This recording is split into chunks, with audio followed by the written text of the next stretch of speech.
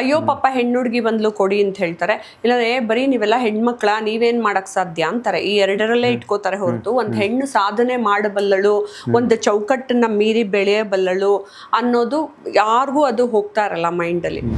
ನನಗೊಂದು ಆಪರ್ಚುನಿಟಿ ಲೈಫಲ್ಲಿ ದೇವ್ರು ಕೊಟ್ಟಿರೋದು, ಒಂದು ಹೆಣ್ಣಾಗಿ ಸೃಷ್ಟಿ ಮಾಡಿರೋದು.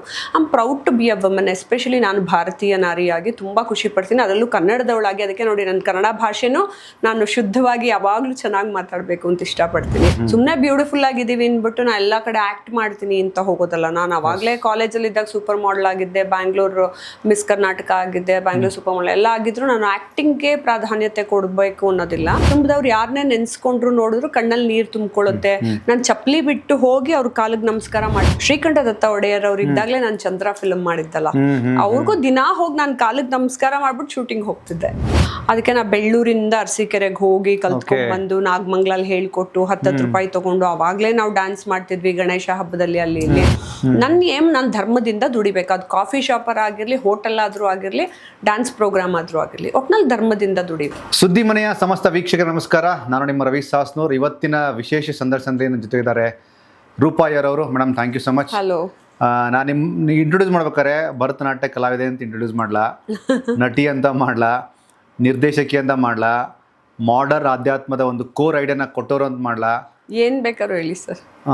ರೂಪಾಯಿ ತುಂಬಾ ಡೈಮೆನ್ಷನ್ಸ್ ಇದೆ. I respect your journey. Heartly ಬಹಳ ಖುಷಿ ಆಯ್ತು. Thank you so much. Coming from your mouth. ಅದು ಪುರುಷ ಪ್ರಧಾನ ಸಮಾಜದಲ್ಲಿ ಪುರುಷರಿಂದ ಅಪ್ರಿಸಿಯೇಷನ್. Thank you madam. ಇಲ್ಲ, ಸತ್ಯ ಯಾವತ್ತು ಸತ್ಯನೇ. ಹೌದು. Doesn't matter. ರೂಪಾ ಅಯ್ಯರ್ ಆದ್ರೂ ಅಷ್ಟೇನೆ, ಇನ್ನೊಬ್ರಾದ್ರೂ ಅಷ್ಟೇನೆ. ನಾವು ಅದನ್ನ ಗೌರವಿಸ್ಬೇಕು. ಅದನ್ನ ಮೇಲಾಗಿ ಒಂದು ಸ್ಟ್ರಾಂಗ್ ಸೀಲ್ ಆಗದಂಥವ್ರು ಅಂದರೆ ಗುರು ಎಲ್ಲ ಡೈಮೆನ್ಷನಲ್ಲೂ ಎಲ್ಲ ಕ್ಷೇತ್ರಗಳಲ್ಲೂ ಮಹಿಳೆಯರು ಇರಬೇಕು ಅನ್ನೋಂಥದ್ದು ಈ ಇತ್ತೀಚೆಗೆ ನಡೀತಾ ಇದೆ. ಅದು ಬಿಲ್ ಪಾಸೋ ಬಿಲ್ ಫೇಲೋ ಡಸಂಟ್ ಮ್ಯಾಟರ್, ಅದು ಬೇರೆ. ಬಟ್ ಆ ಪ್ರಾಧಾನ್ಯತೆ ಅನ್ನುವಂಥ ವಿಷಯಕ್ಕೆ ರೂಪಾ ಅಯ್ಯರ್ ತುಂಬ ಫೈಟ್ ಮಾಡ್ತಿದ್ದಾರೆ. ಅದನ್ನು ತುಂಬ ಸೆಲೆಬ್ರೇಟ್ ಕೂಡ ಮಾಡ್ತಿದ್ದಾರೆ. ಯಾಕೆ ಪ್ರಶ್ನೆ, ಮೊದಲ ಪ್ರಶ್ನೆ ಯಾಕೆ ಸರ್? ಅದು ಮೆನ್ ಅಂಡ್ ವಿಮೆನ್ ಅಂತ ಬರೋದಿಲ್ಲ. ಬಟ್ ನಾವೆಲ್ಲ ಸಮಾಜವನ್ನು ಗಮನಿಸ್ತಾ ಬಂದಾಗ ಚಿಕ್ಕ ವಯಸ್ಸಿಂದ ಹೆಣ್ಮಕ್ಳು ಏನಕ್ಕೆ ಹೋದ್ರೂ ಒಂದು ಸಿಂಪತಿ ತೋರಿಸ್ತಾರೆ, ಇಲ್ಲಾಂದ್ರೆ ಪಕ್ಕಕ್ಕೆ ತಳ್ಳಿಬಿಡ್ತಾರೆ. ಇದೆರಡೇ ಇರೋದು. ಅಯ್ಯೋ ಪಾಪ ಹೆಣ್ಣು ಹುಡುಗಿ ಬಂದ್ಲು ಕೊಡಿ ಅಂತ ಹೇಳ್ತಾರೆ, ಇಲ್ಲಾಂದ್ರೆ ಬರೀ ನೀವೆಲ್ಲ ಹೆಣ್ಮಕ್ಳ ನೀವೇನ್ ಮಾಡಕ್ ಸಾಧ್ಯ ಅಂತಾರೆ. ಈ ಎರಡರಲ್ಲೇ ಇಟ್ಕೋತಾರೆ ಹೊರತು ಒಂದು ಹೆಣ್ಣು ಸಾಧನೆ ಮಾಡಬಲ್ಲಳು, ಒಂದು ಚೌಕಟ್ಟನ್ನ ಮೀರಿ ಬೆಳೆಯಬಲ್ಲಳು ಅನ್ನೋದು ಯಾರಿಗೂ ಅದು ಹೋಗ್ತಾ ಇರಲ್ಲ ಮೈಂಡಲ್ಲಿ. ಇಲ್ಲಾಂದ್ರೆ ಜಾಸ್ತಿ ಮಾತಾಡಿದ್ರೆ ಬಾಯಿ ಮಾಡ್ತಾರೆ ಅನ್ಕೊಂತಾರೆ, ಸುಮ್ಮನೆ ಕೂತ್ರೆ ಮೂಸಂಡಿ ಒಳಗೇನು ಗೊತ್ತಿಲ್ಲ ಅಂತ ಅನ್ಕೊಂತಾರೆ. ಅದನ್ನೆಲ್ಲ ಮೀರಿ ನನಗೊಂದು ಆಪರ್ಚುನಿಟಿ ಲೈಫಲ್ಲಿ ದೇವ್ರು ಕೊಟ್ಟಿರೋದು, ಒಂದು ಹೆಣ್ಣಾಗಿ ಸೃಷ್ಟಿ ಮಾಡಿರೋದು. I am proud to be a woman. Especially ನಾನು ಭಾರತೀಯ ನಾರಿಯಾಗಿ ತುಂಬ ಖುಷಿ ಪಡ್ತೀನಿ, ಅದರಲ್ಲೂ ಕನ್ನಡದವಳಾಗಿ. ಅದಕ್ಕೆ ನೋಡಿ ನನ್ನ ಕನ್ನಡ ಭಾಷೆನೂ ನಾನು ಶುದ್ಧವಾಗಿ ಯಾವಾಗಲೂ ಚೆನ್ನಾಗಿ ಮಾತಾಡಬೇಕು ಅಂತ ಇಷ್ಟಪಡ್ತೀನಿ. ಆ ವಿಚಾರದಲ್ಲಿ ನಾನು ಹುಡುಗಿ ಆದ್ರೂ ಮುಂದೆ ನುಗ್ಗಿ ಎಲ್ಲ ಕೆಲಸ ಮಾಡಬೇಕು ಅಂತಾನೆ ನಾನು ನಿರ್ದೇಶಕಿ ಆದೆ. ಸುಮ್ಮನೆ ಬ್ಯೂಟಿಫುಲ್ ಆಗಿದ್ದೀವಿ ಅಂದ್ಬಿಟ್ಟು ನಾನು ಎಲ್ಲ ಕಡೆ ಆ್ಯಕ್ಟ್ ಮಾಡ್ತೀನಿ ಅಂತ ಹೋಗೋದಲ್ಲ. ನಾನು ಅವಾಗಲೇ ಕಾಲೇಜಲ್ಲಿ ಇದ್ದಾಗ ಸೂಪರ್ ಮಾಡೆಲ್ ಆಗಿದ್ದೆ, ಬ್ಯಾಂಗ್ಳೂರು ಮಿಸ್ ಕರ್ನಾಟಕ ಆಗಿದ್ದೆ, ಬ್ಯಾಂಗ್ಳೂರು ಸೂಪರ್ ಮಾಡೆಲ್ ಎಲ್ಲ ಆಗಿದ್ರು ನಾನು ಆ್ಯಕ್ಟಿಂಗ್ ಪ್ರಾಧಾನ್ಯತೆ ಕೊಡಬೇಕು ಅನ್ನೋದಿಲ್ಲ. ನಾ ಎಲ್ಲರ ಮಧ್ಯ ನಿಂತು ಕೆಲಸ ಮಾಡಬೇಕು ಅನ್ನೋದಕ್ಕೆ ನಿರ್ದೇಶಕಿ ಅದೇ. ಸೊ ಹಿಂಗೆ ಎಲ್ಲಾದ್ರಲ್ಲೂ ಬರ್ತಾ ರೈಟರ್ ಆಗ್ಬೇಕು ಅನ್ನೋದಕ್ಕೆ, ಆಮೇಲೆ ಫಿಲಾಸಫಿನೇ ಓದ್ಬೇಕು ಅನ್ನೋದಕ್ಕೆ. ಸೊ ಯಾವ ಚೌಕಟ್ಟಲ್ಲಿ ನಾವು ಬರಲ್ಲ ಅನ್ಕೋತಾರೋ ಅದೆಲ್ಲ ನಾವು ಮಾಡಿ ತೋರಿಸ್ಬೇಕು ಅನ್ನೋದು. ಹಾಗಾಗಿ ನೀವು ಪ್ರಾಪರ್ ಮಂಡ್ಯದವರಾಗಿರೋದ್ರಿಂದ ನಾನೊಂದು ಕೇಳ್ಪಟ್ಟೆ, ಮೈಸೂರು ಮಹಾರಾಜರು ತುಂಬಾ ಹತ್ರ ಅಂತೆ, ನಮ್ಗೊಂದ್ಸಲ ಮೀಟ್ ಮಾಡಿಸಿ. ಸರ್ ಅವ್ರಿಗೆ ಅವ್ರ ಕುಟುಂಬಕ್ಕೆ ನಾನು ತುಂಬಾ ಅದೇ ಐ ಡೋಂಟ್ ನೋ, ನನ್ ಪ್ರಾಬಬ್ಲಿ ಎಷ್ಟೋ ಜನ್ಮದ ರಿಲೇಶನ್ಶಿಪ್ ಇದೆಯೇನೋ. ಯಾವಾಗ್ಲೂ ಅವ್ರ ಕುಟುಂಬದವ್ರು ಯಾರನ್ನೇ ನೆನ್ಸ್ಕೊಂಡ್ರು ನೋಡಿದ್ರು ಕಣ್ಣಲ್ಲಿ ನೀರು ತುಂಬಿಕೊಳ್ಳುತ್ತೆ. ನಾನು ಚಪ್ಪಲಿ ಬಿಟ್ಟು ಹೋಗಿ ಅವ್ರ ಕಾಲಿಗೆ ನಮಸ್ಕಾರ ಮಾಡ್ತೀನಿ. ಅವ್ರು ಬೇಡ ಬೇಡ ಮೇಡಮ್ ಅಂದ್ರು, ಇಲ್ಲ ಸರ್ ನಿಮ್ಮ ಎಷ್ಟೋ ಜನ್ಮದ ಲೀನಿಯೇಜ್ಗೆ ನಾವು ಮಾಡ್ತಿರೋದು. ಯಾಕೆಂದ್ರೆ ನನ್ನ ತಾತ ಮುತ್ತಾತಂದ್ರು ಎಷ್ಟೋ ಜನಕ್ಕೆ ನೀವು ಊಟ ಹಾಕಿರ್ತೀರಾ, ಗೌರವ ಕೊಟ್ಟಿರ್ತೀರಾ, ಪ್ರೀತಿ ತೋರಿಸಿರ್ತೀರಾ. ಸೊ ಅದರಿಂದ ನಾವು ಹಿಂಗೆ ಬೆಳ್ಕೊಂಡ್ ಬಂದಿರ್ತೀವಿ. ಹಾಗಾಗಿ ನನ್ಗೆ ಆ ಗೌರವ ಅವ್ರ ಕುಟುಂಬದ ಮೇಲೆ ಎಲ್ರಿಗೂ, ರಾಜಮಾತಾ ಆಗಿರ್ಬಹುದು ಎಲ್ಲ. ಶ್ರೀಕಂಠ ದತ್ತ ಒಡೆಯರ್ ಅವ್ರು ಇದ್ದಾಗಲೇ ನಾನು ಚಂದ್ರ ಫಿಲ್ಮ್ ಮಾಡಿದ್ದಲ್ಲ, ಅವ್ರಿಗೂ ದಿನಾ ಹೋಗಿ ನಾನು ಕಾಲಿಗೆ ನಮಸ್ಕಾರ ಮಾಡ್ಬಿಟ್ಟು ಶೂಟಿಂಗ್ ಹೋಗ್ತಿದ್ದೆ. ನನಗೇನೋ ಅವ್ರ ಕುಟುಂಬ ಕಂಡ್ರೆ ನನ್ನ ಕರ್ನಾಟಕ ರಾಜ್ಯಕ್ಕೆ ಮಹಾರಾಜರು ಅನ್ನೋದು ತುಂಬ ಗೌರವ ಇದೆ. ಆಲ್ಮೋಸ್ಟ್ ಮಂಡ್ಯ ಅನ್ನೋದು ಹಿಂಗೆ ಅಂತ ಮೋಸ್ಟ್ಲಿ ಇಂಡಿಯಾ ತುಂಬ ಸೌಂಡ್ ಮಾಡ್ತಾ ಇರುತ್ತೆ. In terms of cinema, in terms of politics, in terms of ಅಂದರೆ ಹೇಳ್ತಾ ಇರೋದು ಎಲ್ಲವೂ ವೈಭವೀಕರಿಸಿ ಮಾತಾಡೋಂಥದ್ದಲ್ಲ. ಮಂಡ್ಯ ಆಲ್ವೇಸ್ ಇಂಡಿಯಾ ತುಂಬ ಸುದ್ದಿ ಮಾಡ್ತಾ ಇರುತ್ತೆ. ಇದನ್ನ ನೀವು ನಿಮ್ಮ ಪರ್ಸ್ಪೆಕ್ಟಿವ್ ಹೇಗಿರುತ್ತೆ? ನಾನು ಅದರಲ್ಲಿ ಹೆಮ್ಮೆ ಪಟ್ಕೋತೀನಿ ಸರ್. ನನ್ನ ತಂದೆಯವರು ಕೌಡ್ಲೆ ತಾತ ಮುತ್ತಾತನರೆಲ್ಲ ಕೌಡ್ಲೆ ಬೋಳಾರೆ ಅಂತ ಅಲ್ಲಿ ಕೊಪ್ಪಲು ಐನೂರು ಮನೆಯವರು ಅಂತಾನೆ ಕರೆಯೋರು. ನಾವೊಬ್ಬರೇ ಬ್ರಾಹ್ಮಣರ ಮನೆ ಇದ್ದಿದ್ದಲ್ಲಿ ಮನೆ ಮುಂದೆನೆ ಕಾಲುವೆ ಹರಿಯೋದು. ನಾನು ಅವಾಗ ತುಂಬ ಪುಟ್ಟ ಹುಡುಗಿ ಬಿಡಿ, 1ನೇ ಕ್ಲಾಸಲ್ಲಿದ್ದೆ. ನಾವು ಅಪ್ಪ ಹೊರಟೋದಾಗಲೇ 2ನೇ ಕ್ಲಾಸೋ 1ನೇ ಕ್ಲಾಸೋ. ಅವಾಗ ನಾವು ಹಳ್ಳಿಲಿ ನಡ್ಕೊಂಡು ಹೋಗ್ತಿದ್ವಿ. ಆಮೇಲೆ ಕೌಡ್ಲೆಯಿಂದ ಬೋಳಾರೆಗೆ ಬಸ್ಸು ಇರ್ತಿರ್ಲಿಲ್ಲ. ನಮ್ಮಪ್ಪ ಇಲ್ಲಾಂದ್ರೆ ನಾವು ಅಪ್ಪನ ಕೆಲಸದವರೆಲ್ಲ ಹೆಗಲ ಮೇಲೆ ಹಿಂಗೆ ಕೂಡಿಸ್ಕೊಂಡು ಹೋಗೋರು. ನಮ್ಗೆ ಚಪ್ಪಲಿನೂ ಇರ್ತಿರ್ಲಿಲ್ಲ. ಅದನ್ನ ಸೆಲೆಬ್ರೇಟ್ ಮಾಡಿದ್ರಿ ನೀವು ಹಾಗಾದ್ರೆ? ಅದೆಲ್ಲ ನಾವು ಕಷ್ಟಪಟ್ಕೊಂಡು ಬಿಸಿಲು ಅಂತ ಟೈಮಲ್ಲಿ ಹಳ್ಳಿಗಳಿಗೆ ಬಸ್ ಹೋಗದೆ ಇದ್ದಾಗಲೂ ಆ ಬಸ್ ರಶ್ಶಲ್ಲಿ ಹೋಗ್ಬಿಟ್ಟು ಓಡಾಡ್ತಿದ್ವಿ. ಅದೊಂಥರ ದಿನ. ಅದನ್ನೆಲ್ಲ ನೋಡು. ಆಮೇಲೆ ನಾಟಿ ನೆಡಕ್ಕೂ ನಾನು ಹೋಗ್ತಾ ಇದ್ದೆ. ಪಾತಿ ತೆವ್ರಿ ಮೇಲೆ ನಡ್ಕೊಂಡು ಹೋಗ್ಬೇಕು, ಕೇರ್ಫುಲ್ ಆಗಿ ನೋಡಿ. ಜೀವನ ಅಲ್ಲಿಂದ ಶುರು ಆಯ್ತು. ಹಿಂಗ್ ಬಿದ್ರು ಕೊಚ್ಚೆಯಲ್ಲಿ ಬೀಳ್ತೀನಿ, ಹಂಗ್ ಬಿದ್ರು ಇದ್ರಲ್ಲಿ ಪಾತಿಲ್ ಬಿದ್ದೋಗ್ತೀನಿ. ಅದರಲ್ಲಿ ಕೂಡ ನೀನ್ ಬ್ಯಾಲೆನ್ಸ್ಡ್ ಆಗಿ ಜೀವನ ಹೇಗ್ ನಡ್ಕೊಂಡು ಹೋಗ್ತೀಯ ಅನ್ನೋದು ಅಲ್ಲಿಂದ ಶುರುವಾಯ್ತು. ಮೇಲಾಗಿ ಒಬ್ಬ ವ್ಯಕ್ತಿ, ಅದು ರೂಪಾಯರವರಾಗಲಿ ಅಥವಾ ನಿಮ್ಮ ಕುಟುಂಬದ ಯಾವುದೇ ಸದಸ್ಯರಾಗಲಿ, ಯಾವಾಗ ಒಂದು ಕುಟುಂಬದಲ್ಲಿ ಒಂದು ಗಟ್ಟಿ ಅಸ್ತಿತ್ವ ಅಂದರೆ ಅಮ್ಮ ಅಪ್ಪ.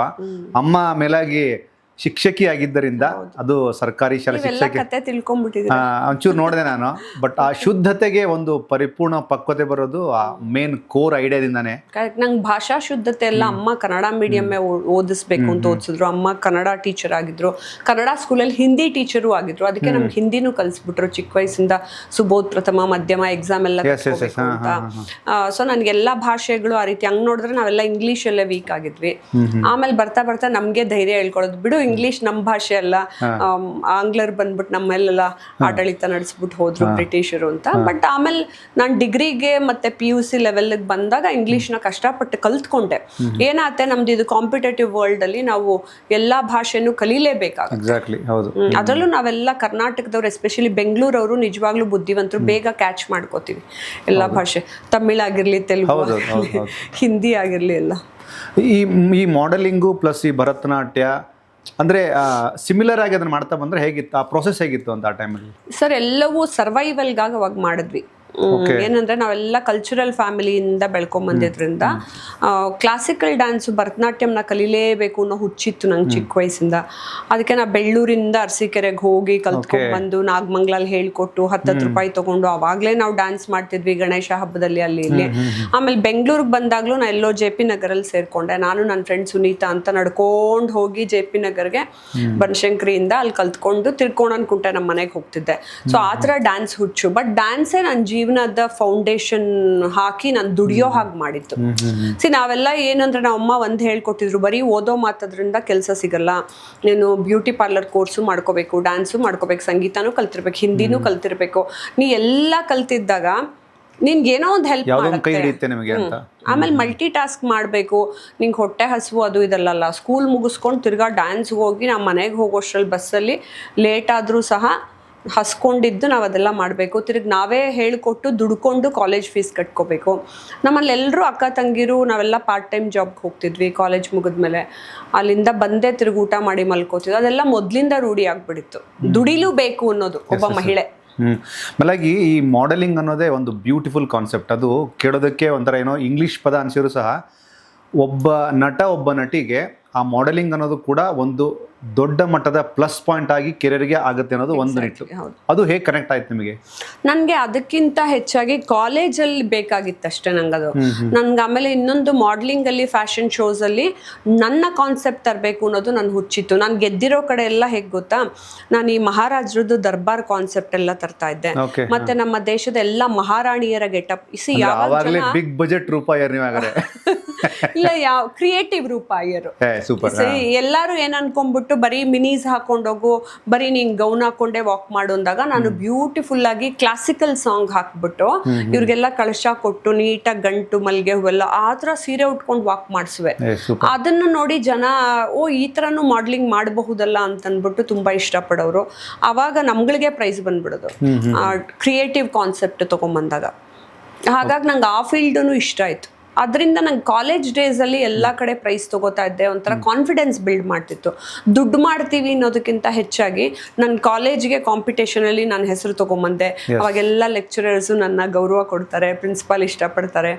ಆ ಥರ ಎಲ್ಲ ಆಕ್ಟಿವಿಟೀಸ್ ಅಲ್ಲಿ ಇದ್ವಿ ನಾವು. ಅದು ಆಕ್ಚುಲಿ ಅದು ಕೊಡೋ ಮಜಾನೇ ಬೇರೆ ಅಲ್ಲ ಮೇಡಮ್. ಹೌದು, ಇಡೀ ಕಾಲೇಜ್ ಹೆಸರು ತರ್ತೀವಿ ಅನ್ನೋದು. ಕ್ಲಾಪ್ಸ್ ಹೊಡಿಯೋದು, ಸ್ಪೆಷಲಿ ಅಪ್ಪ ಅಮ್ಮ ಆ ಕಾರ್ಯಕ್ರಮಗಳಿಗೆಲ್ಲ ಬಂದಾಗ ರೂಪ ಅಂತ ಹೆಸರು ತಗೊಂಡಾಗ, ಅಂದ್ರೆ ಅದು ಪ್ರತಿಯೊಬ್ಬ ಪೇರೆಂಟ್ಸ್ ಅದನ್ನ ಸೆಲೆಬ್ರೇಟ್ ಮಾಡ್ತಾರೆ. ಕೆಲವೊಂದು ಡೇಟ್ಗಳು ತುಂಬಾ ಕಾಡ್ತವೆ ಪ್ರತಿಯೊಬ್ಬರಿಗೂ.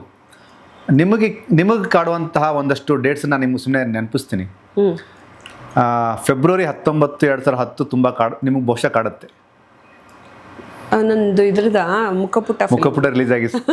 ಅಯ್ಯೋ, ನನಗಿಂತ ಹೆಚ್ಚಾಗಿ ನೀವೇ ಜ್ಞಾಪಿಸ್ಕೊಂಡು. ನಾನು 2010 ಮಾತ್ರ 2009 ಅಲ್ಲಿ ಒಂದು ಫಿಲಂ ಫೆಸ್ಟಿವಲ್ ಅದು ಶೋ ಆಗುತ್ತೆ 2009 ಅಲ್ಲಿ. ಸೊ 10 ಫೆಬ್ರವರಿ 19ಕ್ಕೆ ರಿಲೀಸ್ ಮಾಡ್ತೀರಿ. ಯೂಶುವಲಿ ದಾಟು ಬಂತು.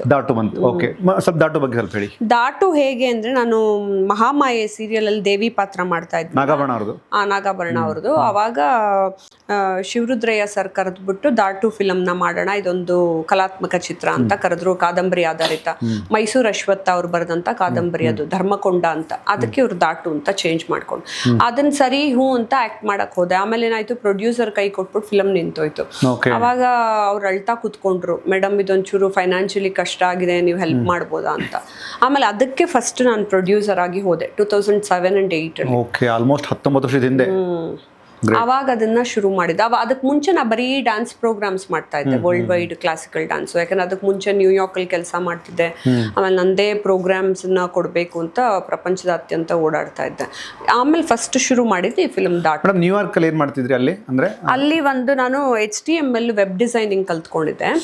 ಅದನ್ನ ನಾನು ಫಸ್ಟ್ ಆಕ್ಚುಲಿ ಡ್ಯಾನ್ಸ್ ಪ್ರೋಗ್ರಾಮ್ಗೆ ಅಂತಾನೆ ಅಮೆರಿಕಾಗ್ ಹೋಗಿದ್ದು 2002ಲಿ. ಅದಾದ್ಮೇಲೆ ತಿರ್ಗಾ 2003, 2004 ಆಮೇಲೆ ಕಂಟಿನ್ಯೂಸ್ ಆಗಿ ಹೋಗಕ್ ಶುರು ಮಾಡ್ಕೊಂಡೆ.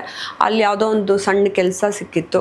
ಅಲ್ಲಿ ವೆಬ್ ಡಿಸೈನ್ದು ಮಾಡ್ತಾ ಇದ್ದೆ. ಮತ್ತೆ ಅವಾಗ ತಾನೇ ಆನ್ಲೈನ್ ಎಲ್ಲ ಶುರುವಾಗಿತ್ತು, ಇಮೇಲ್ ಕಳ್ಸೋದು, ಅದೇನೋ ಜೆರಾಕ್ಸ್ ಫೋಟೋ ಕಾಪಿ ಜೆರಾಕ್ಸ್ ತೆಗಿಯೋದೇ ನನಗೆ ಕೆಲಸ ಕೊಟ್ಟಿದ್ರು.